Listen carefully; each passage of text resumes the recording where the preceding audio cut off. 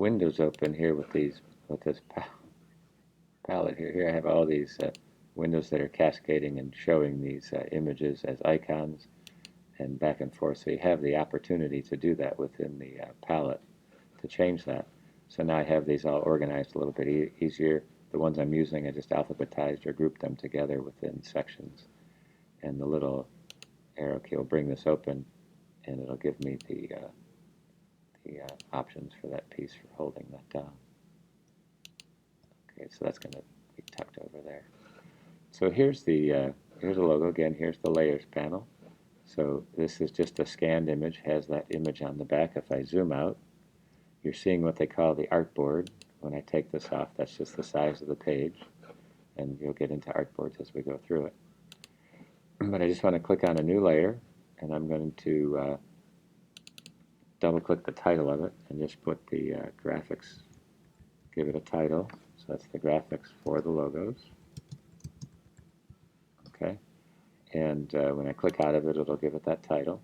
So it's a new layer on top. This one, here's the eyeball for it. Here's the locking for it. Here it shows, when I click on it, just shows me the images that are on there, the different, there's 4 of them, 4 pieces of paper that I scanned in. Okay. If I double click on this, it'll allow me to lock it from here, as opposed to right there. And I'm going to dim down the images to, I'll just put down 40%, see what that looks like. And that's pretty good. I'm going to go a little bit lower and just put 20. So now I can see through it as a tracing, and then just close that up. Here's the magnifying glass. I'm just going to click once, or if I drag and it'll bring it across. To get the hand tool, just hold the space bar down to zoom on into that. So this one is kind of a couple ways that you can handle this, and the pen tool is probably the easiest to make the shapes.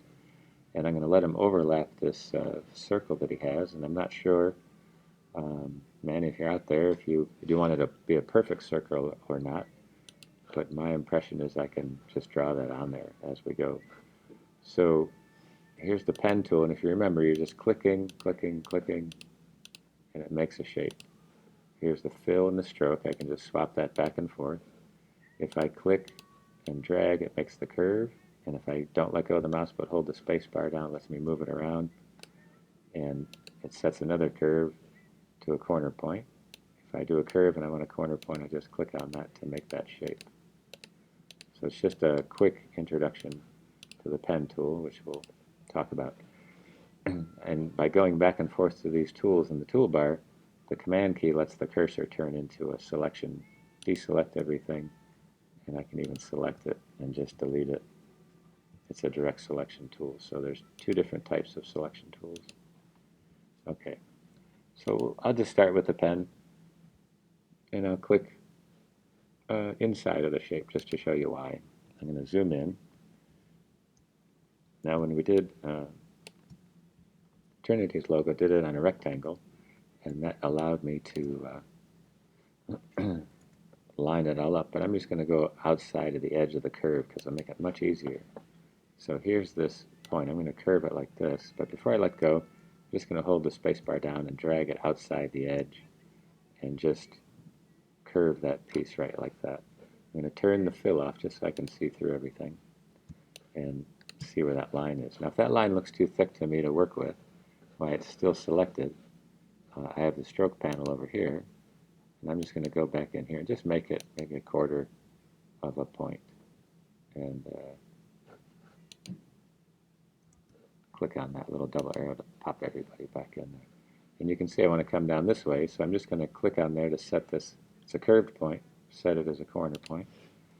Space bar this down. I'm going to go Command minus this time to shrink it down, or plus to make it bigger. And I'll click here to start, and then I'm just going to hold the space bar and drag it outside of the limitations of this circle. And as I go down, if I don't have the window open big, which I don't, it'll start to scroll on its own. So I'm going to come out and try to anticipate where that curve is going to be, and it's going to go up this direction. I'll make it a little bit smaller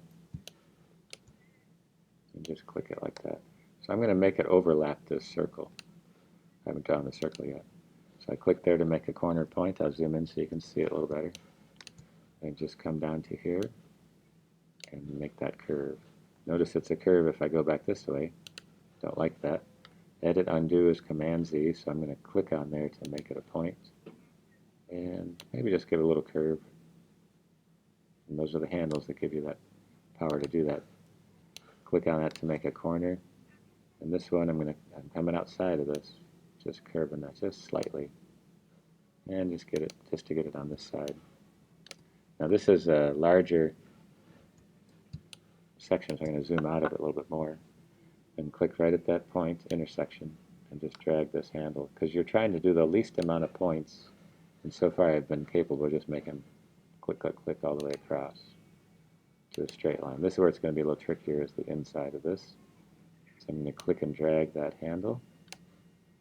Come down here and drag this out a little bit. I'm looking between this point and where I'm starting and trying to find maybe the midsection of that. And so that's what you have to do. You kind of have to find a midpoint on these curves. And click on that part. And then come down this direction. So here I'm going to go outside of the window here. Don't worry about that. And maybe I'll kind of curve it across here. And look between here and the beginning and just click and drag that point. And just go ahead and click on there, and that sets it as a corner point. Now go out to this side, come up here, and maybe go right about there. Now that's where it's going to get a little dicey, so I'll come back up here. You can see where it clips off. So again, anticipate where it overlapped to there, and click on this one and drag it down. So here's what I mean, it scrolls for me a little bit. So there I have that image, and if I swap it with the keystroke here, that shows that piece right there.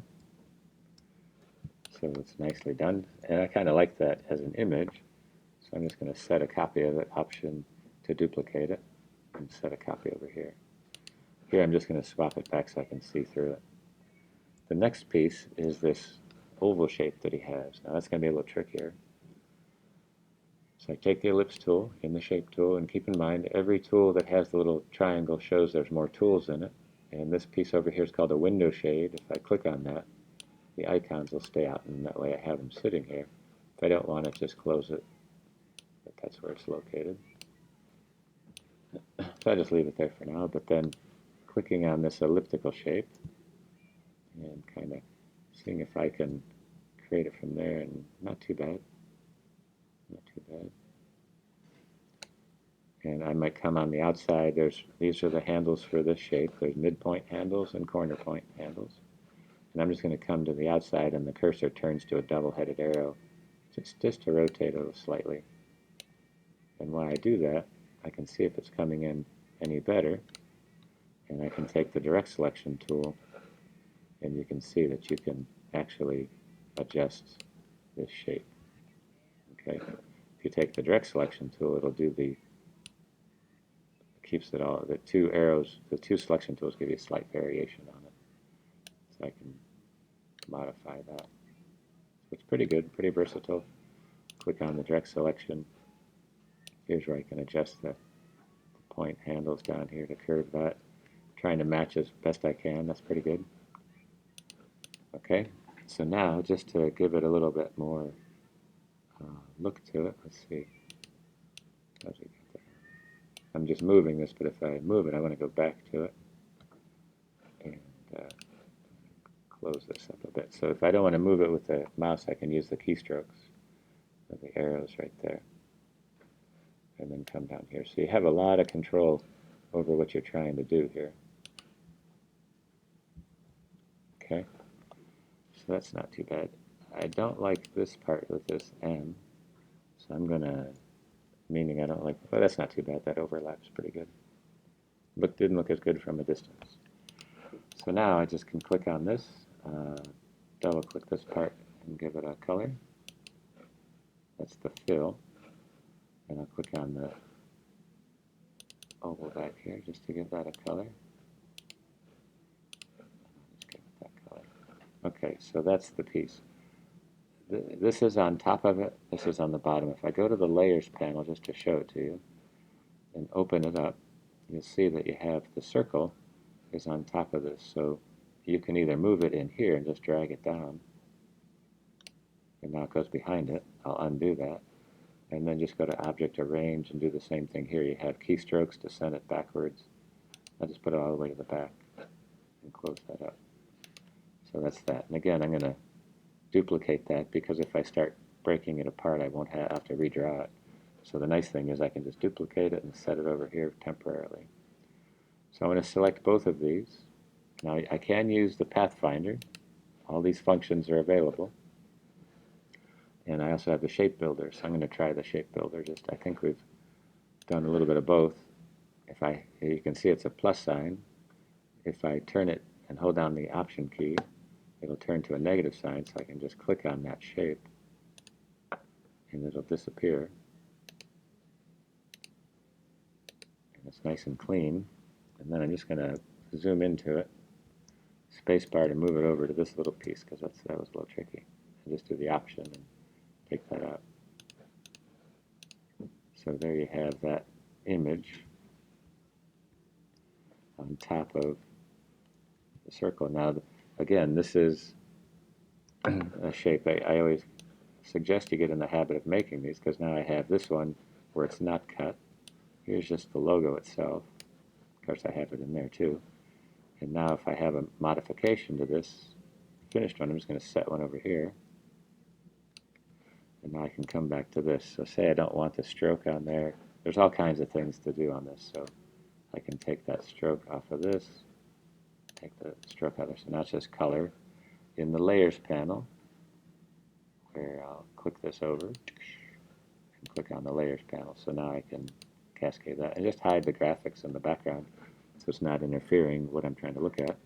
And now I can go back in and modify some of the colors. So when you double click on it, you have these color palettes, RGB, CMYK, all the colors that you want to try to pick from. It's coming through. And you also have gradients, which we'll get into, but that's just showing you that part. So here's a gradient with a radial fill. Here's the gradient tool. And this is kind of characteristic of just showing you how that's going to belong. So all these panels that you see, I can click over here. This is a little further down the road, but as well show it to you a little bit. So you can kind of create this gradient fill that shows up on the screen like that. And you can do it in color as well. There's gradients and swatches and colors and all that good stuff. So just to show it to you, here's the gradients in here, jumping down. So I'll just do a color combination, fruits and vegetables. Gives you all these different colors. So if I click on that and then go into the gradient palette, click on a circle, this gives me that opportunity and kind of builds that piece up. So everything that I'm trying to have you do in the drawings is also brought right into this part, into bringing this together. So it's just kind of giving like a spherical shape on the computer to be that. Now when you're done, hit the Tab key, takes away the palettes. Zoom in a little bit so you can see what you have. And this is where I'm trying to get you to compose some of the items. I'll move that out of the way. So Command-Shift-4 turns the cursor to a crosshair. I draw a box around it. I have a little bit of a white space around the area just so I can see it. Spacebar lets me move it. And when I'm ready, just let go of everything and then find the mouse. And then once you find that, click on the Tab key here. And when you go to your desktop, it'll be the last image that you chose. And that's when you want to turn that piece in and give it the title.